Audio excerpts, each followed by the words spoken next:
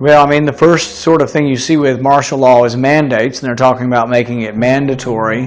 I worry because the last flu vaccine we had in the 1970s, more people died from the vaccine than died from the swine flu. I think you have to use your brain, but I think every individual should be allowed to make that choice. For example, 20 years ago, my parents gave me smallpox vaccine, and I would do it again.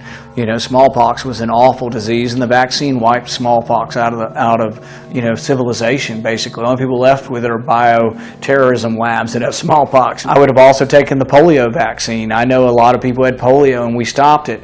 But am I going to take the swine flu vaccine? Unlikely, until I'm certain that it's safe, and I'm not going to have my kids take it until I know it's safe. But I'm not absolutely saying that I won't take the vaccine, but I say you have to be careful. You have to weigh the risks of the disease versus the risks of the vaccine. But I'm not going to tell people who think it's a bad idea that they have to take it, because everybody should be allowed to make their own health care decisions. And that's the problem with allowing more and more government.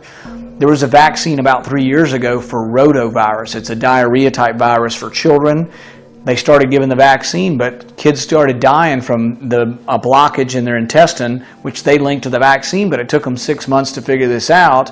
And meanwhile, they had already talked about making it mandatory. The whole problem is not necessarily good versus bad on vaccines. It's whether it should be mandatory or the individual makes the decision. And sometimes you want to not be the first one to get a new procedure. You want to see if it works well before you choose.